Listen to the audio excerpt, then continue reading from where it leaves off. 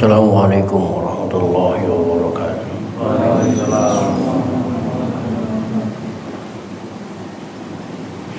Alhamdulillahirabbil alamin wassalatu wassalamu ala asyrafil anbiya'i wal mursalin sayyidina wa habibina wa syafi'ina wa maulana Muhammadin wa ala alihi wa ashabihi ajma'in. La hawla wa la quwwata illa billahil aliyyil azim. Amma ba'da.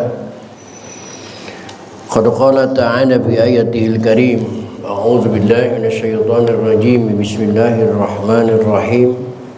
Wa ma khalaqtul jinna wal insa illa liya'budun. Shadaqallahul azim. Bapak-bapak dan ibu-ibu, segenap pengurus mushola, pengurus wilayah bil khusus yang hadir taklim pada malam ini, yang saya hormati dan yang saya muliakan, mudah-mudahan semuanya dimuliakan oleh Allah Subhanahu wa taala. Puji serta syukur mari kita panjatkan kehadirat Allah, salawat serta salam.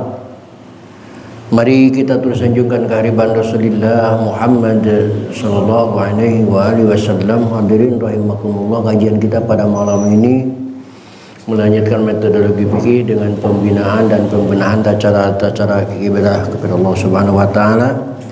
Yang malam ini kita beradul badiah di halaman 55 baris keempat dari bawah, faslun wasunanul rohid. Silakan dicari dan perhatikan, dan kita buka saja ta'lim ini dengan sama-sama membaca Ummul Quran surah Fatihah. Berharap kepada Allah Subhanahu wa taala semoga dengan bacaan Al-Fatihah Allah berkenan mengampuni dosa dan kesalahan yang pernah kita lakukan di masa lalu. Amin. Terutama untuk kedua orang tua kita, keluarga kita, saudara-saudara kita muslim dan muslimat yang sebagian besar mereka sudah ada di alam barzakh. Semoga diampuni semua dosa dan kesalahannya oleh Allah dan terima amal ibadahnya oleh Allah Subhanahu wa taala. Dan kita yang masih hidup dengan niat akan selalu bertaklim, mudah-mudahan Allah berikan panjang umur serta sehat walafiat, dimurahkan rezeki kita semuanya, hasil semua maksud dan hajat kita. Dan seandainya ada keluarga kita yang sakit, mudah-mudahan dilekaskan sembuhnya oleh Allah Subhanahu wa taala. Terutama malam ini Ananda, Encing, Ade Dapa dalam keadaan sakit sudah kurang lebih 10 hari dan campur-campur sakitnya, anak kecil juga, mudah-mudahan dikasihkan sembuhnya oleh Allah Subhanahu wa taala. Syafati Rasulillah wa barakatuhul Quran. Al-Fatihah. Bismillahirrahmanirrahim. Alhamdulillahirabbil alamin arrahmanir rahim maliki yaumiddin. Iyyaka na'budu wa iyyaka nasta'in ihdinas mustaqim shiratal ladzina an'amta 'alaihim ghairil maghdubi 'alaihim waladdallin.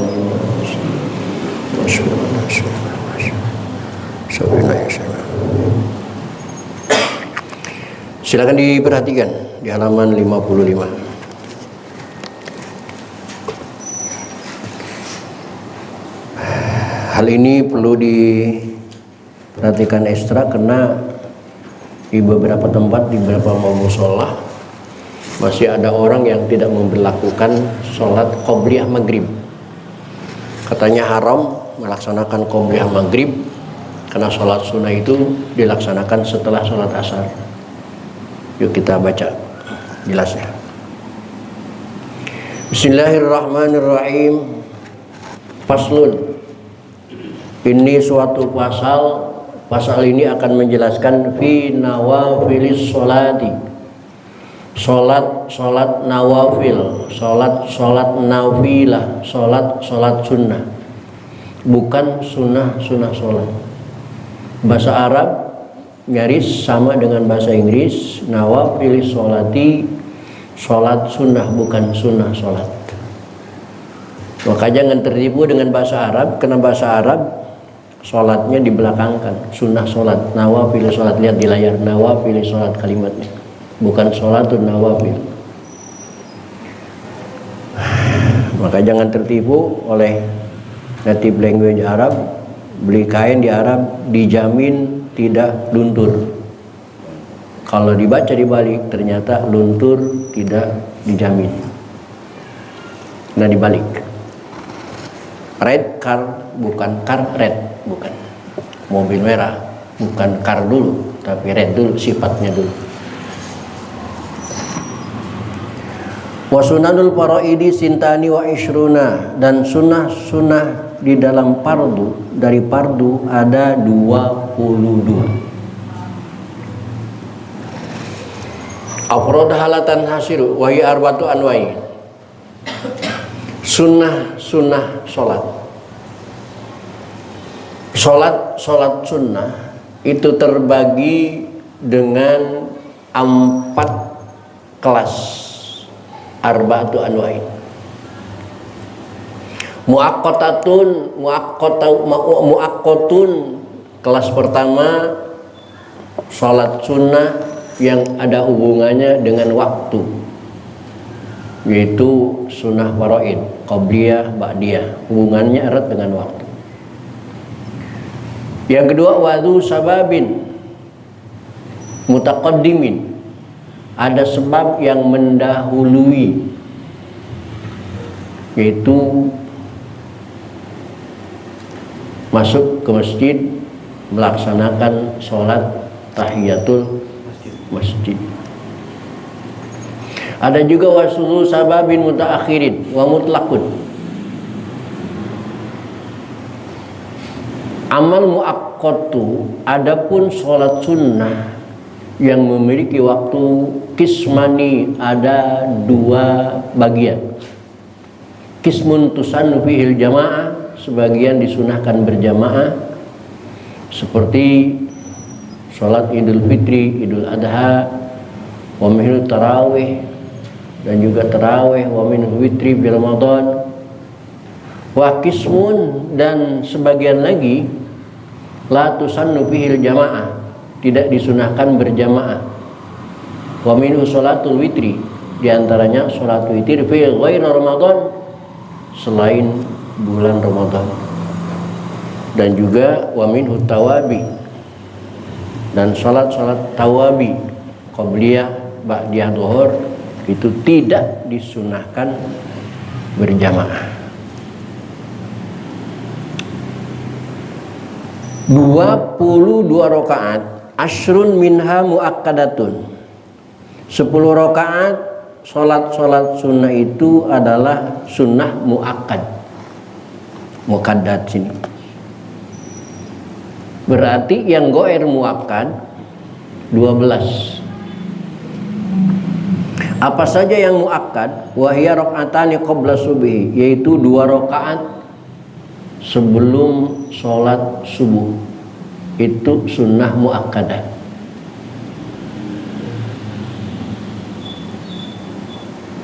Yang dibaca wa yaqra'u fil ula qulu amana billahi ila akhiril ayat Baqarah, atau alam nasr, atau qul ya kafirun, wa bisanati qul amana billahi ila akhiri surat Imran, alam tara, al-ikhlas. Wa rak'atani qabla zuhri, dan 2 rakaat sebelum zuhur, sunnah muakkad. Wa rak'atani ba'daha, 2 rakaat sesudah sholat zuhur. Wa rak'atani ba'dal maghribi, 2 rakaat sesudah sholat maghrib. Wa rak'atani ba'dal isya'i, 2 rakaat sesudah sholat isya. Itu sunnah muakkad yang jumlahnya 10. Sholat sehari semalam itu 5 waktu, maka tidak dibagi rata, dan posisinya juga tidak rata. Subuh mengambil 2, maghrib mengambil 2, isya mengambil 2, zuhur mengambil 4. Yang tidak ngambil muakkad itu asar. Posisi subuh qobliyah, zuhur juga qobliyah. Posisi yang kedua ba'diyah zuhur, ba'diyah maghrib, ba'diyah isya. Ingat ya. Jadi qobliyah dulu subuh dan zuhur, lalu ba'diyah zuhur, maghrib, isya. Itu 10. Subuh 2 tambah qobliyah zuhur 2 menjadi 4, tambah ba'diyah 2 menjadi 6, tambah ba'diyah maghrib 2 menjadi 8, tambah ba'diyah isya 2 menjadi 10. Ya. Jangan keliru ya. Saya setuju sebenarnya ini. Habis ngaji ini tutup semua pintu kecuali satu. Siapa yang mau pulang saya tanya tentang sholat sunnah muakkad dan ghair muakkad. Yang bisa jawab pulang. Nasi goreng. Setuju saya.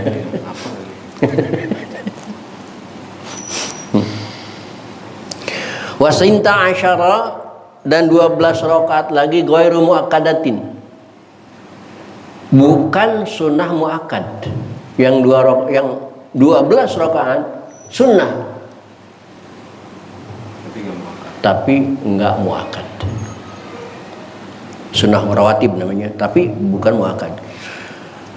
Apa diantaranya? Wahya rakaatani qabla zuhri, yaitu 2 rakaat sebelum sholat zuhur. Wa rakaatani ba'daha, dan 2 rakaat sesudah sholat zuhur. Ziyadatan alal muakkadati, sesudahnya sebagai tambahan atas sholat sunnah muakkad. Jadi karena zuhur ini memiliki sholat banyak, jadi sebelum zuhur terdiri daripada 4 rakaat, 2 muakkad dan 2 ghair muakkad. Sesudah sholat zuhur juga terdiri daripada 4 rakaat, 2 muakkad, 2 ghair muakkad.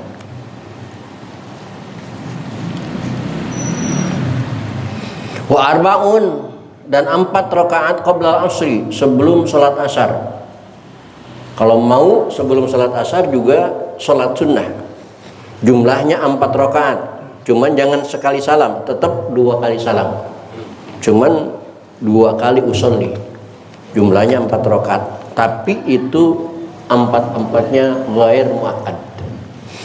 Karena Rasulullah tahu di saat itulah umat Islam kita semua lagi sibuk di pekerjaan, di kampung lagi sibuk di sawah, lagi sibuk di pertanian, maka tidak dimuakkadkan. Wa rakaatani qabla al-maghribi, dan 2 rakaat sebelum sholat maghrib. Nah, siapa yang bilang qabliyah maghrib itu tidak ada? Di sini kitabnya jelas, wa rakaatani, dan 2 rakaat qoblal maghribi, sebelum sholat maghrib. Di kitab lain nggak ada memang. Kalau orang nggak ngaji kitab ini pasti mengatakan tidak ada qobliyah maghrib. Tapi di kitab Riyadul Badi'ah tertera dengan jelas wa rakaatani qoblal maghribi, wa rakaatani, dan 2 rakaat qoblal isya, sebelum isya. Jadi jumlahnya 12 rakaat. 4 dipegang zuhur, 4 dipegang asar, 4 dengan 4 menjadi 8, ditambah qobliyah maghrib 2 menjadi 10, ditambah qobliyah isya 2 menjadi 12. Adapun subuh tidak ada sunnah ba'diyah, dan juga asar tidak ada sunnah ba'diyah, tidak ada. Maka serampangan dan sembarangan orang mengatakan haram sholat sesudah asar. Belum tentu. Dengan alasan apa dulu?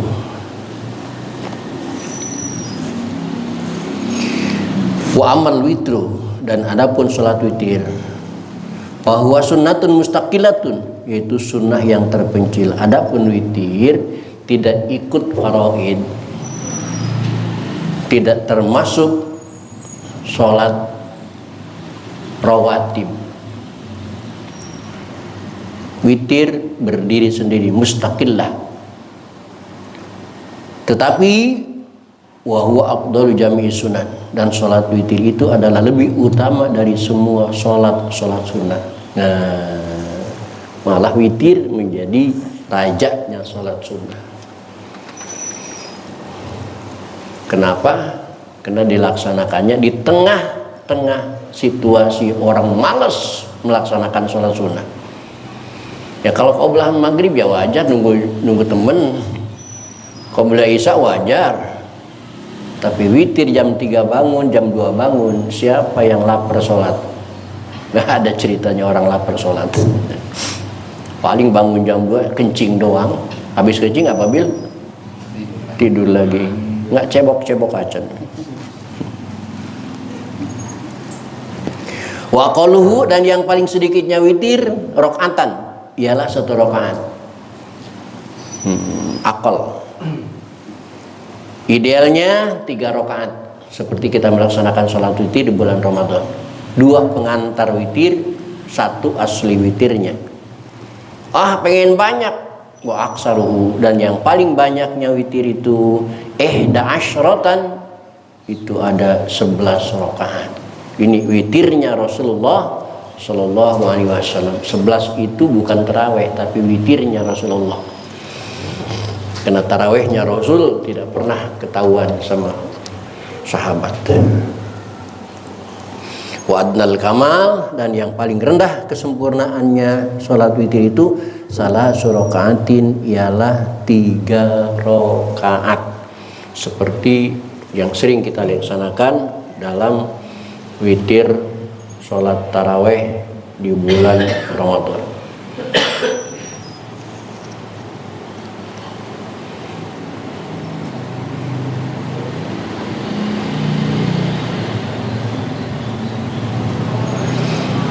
Wala yasihu fa'luhu illa ba'da sholat isya, dan tidak sah mengerjakan sholat witir kecuali sesudah sholat isya. Nah, sholat witir itu tidak sah dilakukan kecuali sesudah sholat isya. Sebagaimana taraweh tidak sah kita sholat taraweh kalau belum sholat isya. Maka dengan hal ini, sehubungan dengan hal ini, saya kerja keras merubah kebiasaan lama yang menjurus kepada ketidaksahan sholat taraweh. Di Muara Baru rata-rata kalau taraweh itu ada tausiah taraweh, sebagaimana di Saibul Istiqomah. Dulu tausiah taraweh itu dilaksanakan setelah sholat taraweh menjelang witir. Saya berpikir ini harus dirubah ini. Mestinya tausiah itu bukan setelah taraweh sebelum witir, mestinya setelah isya sebelum taraweh. Kenapa harus dirubah? Ada 4 keuntungan sekaligus didnya, antonimnya ada 4 kerugian kita mengadakan tausiah sesudah taraweh sebelum witir. Yang pertama, ketika tausiah dilaksanakan setelah selesai taraweh menjelang witir, berarti habis isya langsung taraweh. Ketika habis isya langsung taraweh, padahal ada jamaah mungkin yang bukanya karena banyak bukaan di rumah, berangkat ke musola sholat berjamaah agak lambat, sampai ke musola ketinggalan sholat isya.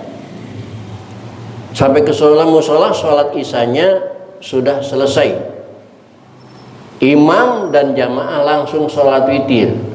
Karena imam dan jamaah langsung sholat taraweh, maka dia juga pasti mengikuti sholat taraweh. Dia pikir isya mah nanti di rumah juga saya biasa sendirian bisa. Kalau isya laksanakanlah taraweh sampai selesai, sampai witir, pulang ke rumah baru sholat isya. Kasihan jamaah yang itu, karena sholat tarawehnya tidak sah karena dilaksanakan sebelum sholat isya. Itu bahayanya. Bahaya yang kedua, bagi ustaz yang baru belajar ceramah, bagi ustaz yang baru turun gunung, habis sholat isya langsung taraweh. Karena seorang ustaz taraweh mah sudah hafal, nggak usah dipikirin lagi. yang dia pikirin ceramahnya, hadirin rahimakumullah bla bla bla bla, maka bisa jadi rakaat tarawihnya lupa karena pikirannya fokus memikirkan ceramah. Banyak yang terjadi begitu, suratnya kacau, rakaatnya lupa karena pikiran ustadz memikirkan ceramahnya, bukan memikirkan tarawihnya. Tarawihnya dia bilang udah hafal, ternyata namanya lupa itu tidak pandang bulu. Yang ketiga, kasihan ustadz yang ceramahnya tidak berbobot. Ketika selesai witir, selesai tarawih, ceramahnya tidak berbobot. Jamaah berpikir, ya ceramah kayak begini malas lah dengernya, gua pulang aja lah, tinggal witir ini, nanti witir mah di rumah. Padahal yang kabur dari musola sebelum witir kira-kira ada di rumah witir apa enggak kira-kira?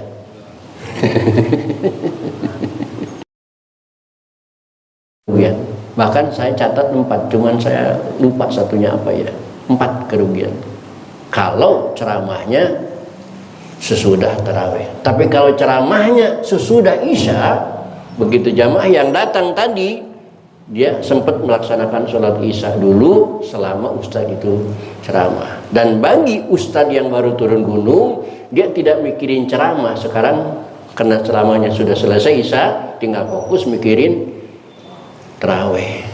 Dan bagi ceramah ustadz yang tidak berbobot, nggak bakal ditinggalin jamaah karena belum tarawih. Mau ninggalin apa? Mau tarawih. Berbobot atau tidak pasti ditungguin sama jamaah. Kalau memang tidak berbobot, pasti paling jamaah reaksinya di belakang amin gitu. Paham, ngerti kali ini. Bukan amin setuju sebenarnya. Kode. Kali lagi. Wala yasihu, dan tidak sah fa'luhu mengerjakan sholat witir illa ba'da sholat isya, kecuali setelah sholat isya.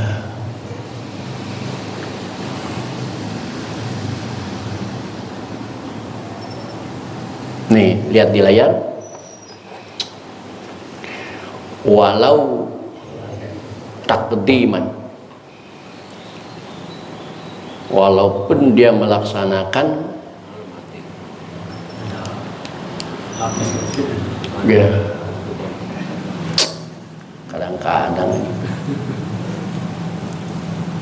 walau takdiman, walaupun dia isya-nya di jama takdim. Intinya begini, tidak sah melaksanakan sholat tarawih dan witir kalau sebelum sholat isya. Antonimnya, sholat tarawih dan witir itu akan sah dilaksanakan kalau sesudah sholat isya, walaupun belum masuk waktu isya, kena di jama takdim. Jama takdim isya dilaksanakan di waktu maghrib, belum isya. Kena habis sholat isya ditakdim, maka langsung tarawih sah. Tarawih kena sudah sholat walaupun belum masuk waktu. Nah ini kadang-kadang ngejelimetnya begini harus dipikirin.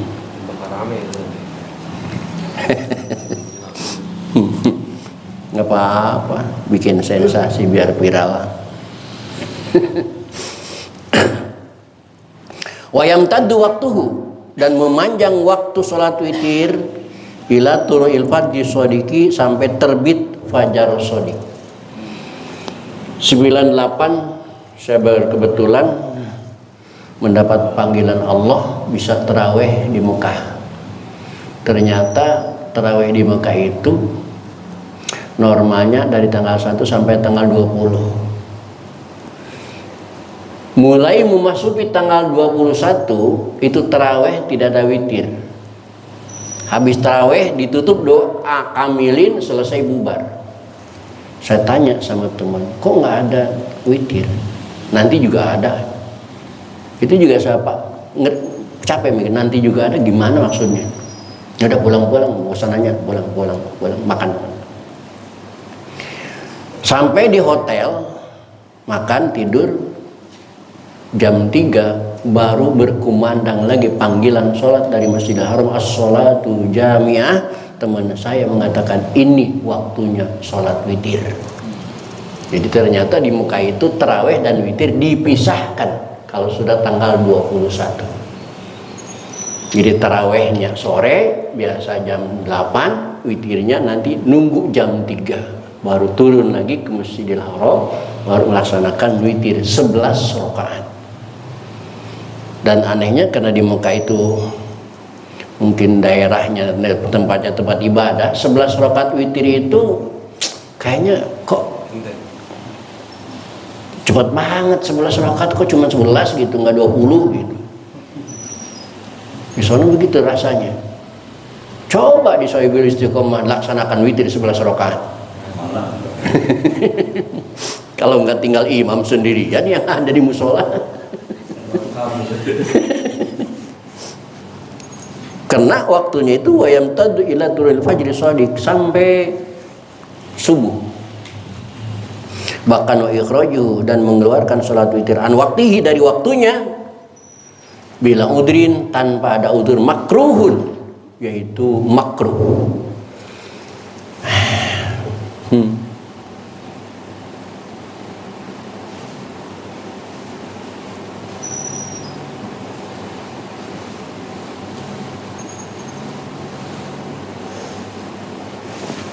Watarkuhu, dan meninggalkan sholat witir bil kulliyati, secara keseluruhan, sama sekali tidak pernah witir, asyaddu karohatin, itu lebih kuat makruhnya sampai mendekati hukum haram.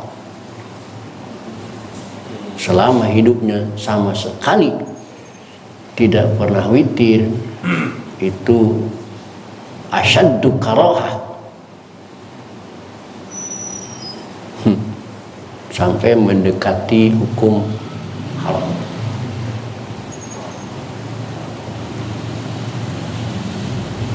Faslun wa sunanul matlubatu bisalah.